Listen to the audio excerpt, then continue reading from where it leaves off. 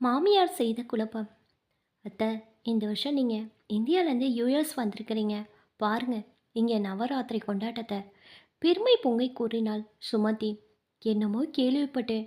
சாப்பாடு கிஃப்ட்டுன்னு ஒரே அமர்க்கலப்படுமாமே. இன்னும் 2 வாரம் இருக்கே. எனக்கும் எல்லாம் பார்க்க ரொம்ப ஆசையாக தான் இருக்கு என்றார் மாமியார் சிவகாமி. அம்மா, உன் மருமக இருக்காளே, 1 மாதம் முன்னாலே இருந்தே பட்டியல் போட்டு ஆர்கனைஸ்டாக பண்ணுவா. அதில் பலே கில்லாடி. சும்மா சொல்லக்கூடாது. பொங்கல், இட்லி, சீவ பஜ்ஜின்னு அமர்க்கமாக செய்து பாரு நீயே. சிவகாமியின் பிள்ளை ராகவன் மனைவி சுமதியே புகழ்ந்து தள்ளினான். அதென்ன, சாப்பாடு வேறையா? அதிசயமாக தான் இருக்கு. வரவங்களுக்கு வெற்றலை பாக்கு, மஞ்சள் குங்குமம், சுண்டல் தான் கொடுக்கறது ஊரில் வழக்கம். பொங்கலாவது புளியோதரையாவது எல்லாம் காலம் தலகீழாக போயிட்டு இருக்கு. சிவகாமியின் அங்கலாய்ப்பில் சந்தோஷமும் மிருகிட்டு இருந்தது. உடனே, அத்தை, எல்லோரும் சந்திக்க இது ஒரு சந்தர்ப்பம். அதோட எவ்வளோ தூரத்துலேருந்து கார் ஓட்டிட்டு வராங்க. சாப்பாடு செய்து வைத்தால் சௌரியந்தானே என்றாள் சுமதி. என்னமோ போங்க, ஏதோ நம்ம கலாச்சாரம் விடாமல் செய்கிறீங்க. அதுவே மனசுக்கு திருப்தியாக இருக்கு என்று முடிவுரை வழங்கினார் சிவகாமி. சுமதியும் ராகவனும் அலையாய் அலைந்து ஹோம் டிப்போ சென்று பலகைகள் வாங்கி வந்து கொழுப்படி கட்டினர். ஐயோ, இது என்ன தட தடன்னு ஆடுது? பொம்மையெல்லாம் எவ்வளோ கஷ்டப்பட்டு இந்தியாவிலேருந்து கொண்டு வந்திருக்கிறேன். விழுந்தா நிமிஷத்தில் உடஞ்சி போயிடுமே. பேசாமல் ஸ்டீல் ஸ்டாண்ட் வாங்கிட்டு வாங்க. கொழு முடிஞ்சதும் அலமாரியாக பயன்படுத்திக்கலாம். உடனே ராகவன் இரும்பு படிகள் வாங்க ஓடினான். கொழுவும் தொடங்கிவிட்டது. சுமதி ஒரு நாள் குறிப்பிட்டு எல்லாரையும் ஃபோன் மூலம் அழைத்த வண்ணம் இருந்தாள். அத்தை, பேஸ்மெண்ட் தான் குழு வைக்க வசதி. நீங்கள் கொஞ்சம் ஏறி இறங்க கஷ்டப்பட போகிறீங்க. உடம்பையும் பார்த்துக்கோங்க. அன்பு ஒழுக பேசினாள் சுமதி. மருமகளின் சாமர்த்தியத்தையும் அன்பையும் கண்டு சிவகாமி பூரித்து போனாள். இதோ பாருங்க, இந்த வருஷம் நம்ம வீட்டுக்குள்ளு தான் டாப் கிளாஸாக இருக்க போகிறது. அதில் இன்னொரு சர்ப்ரைஸ். இந்தியாவிலேருந்து நல்ல விலை உயர்ந்த பொருளாக பார்த்து gift வாங்கி கொண்டு வந்திருக்கிறேன். சுமதிக்கு சந்தோஷம் பிடிபடவில்லை. அம்மா, பாரு சுமதி, என்னம்மா பிளான் பண்ணி செய்கிறா. ராகவனுக்கு பெருமை பிடிபடவில்லை. யாருக்கு என்ன கொடுக்கணும்னு பெரிய பட்டியல் தயார் செய்து முடித்தாள்.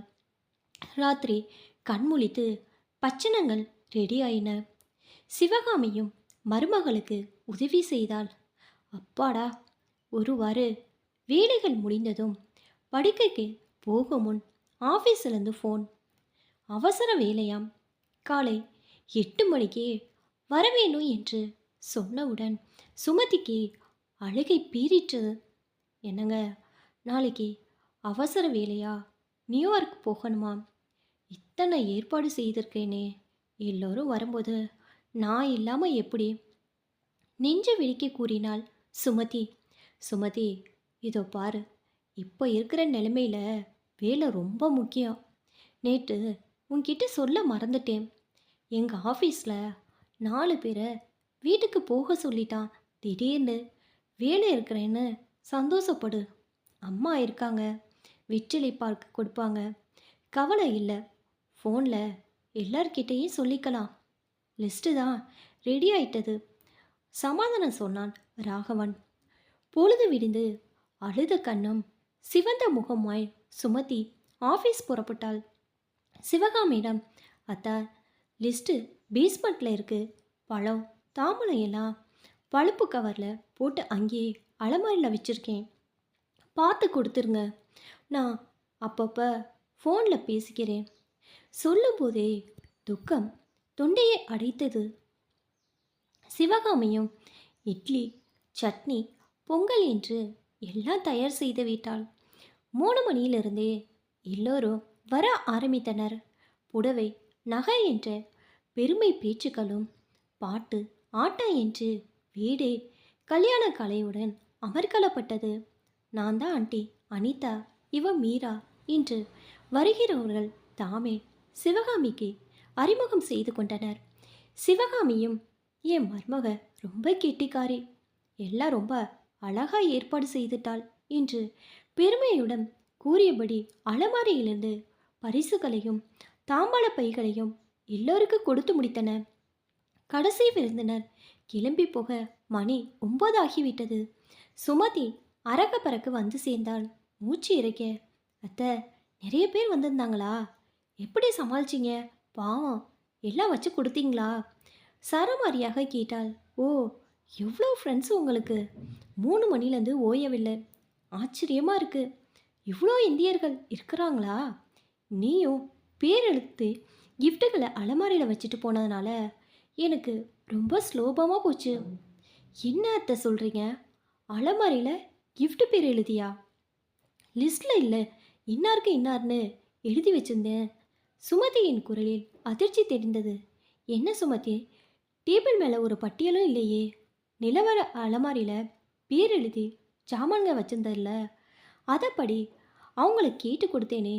ஐயோ அத்தை, என்ன காரியம் செய்திருக்கீங்க? அதெல்லாம் போன வருஷம் அவங்கவுங்க எனக்கு வச்சு கொடுத்தது. அடையாளத்துக்காக பேர் எழுதி வச்சுருந்தேன், அதை அவங்களுக்கே கொடுத்துருக்கீங்க. நான் வாங்கிட்டு வந்த கிஃப்ட்டுகளை மேல் அலமாரியில் வச்சுருந்தேன்.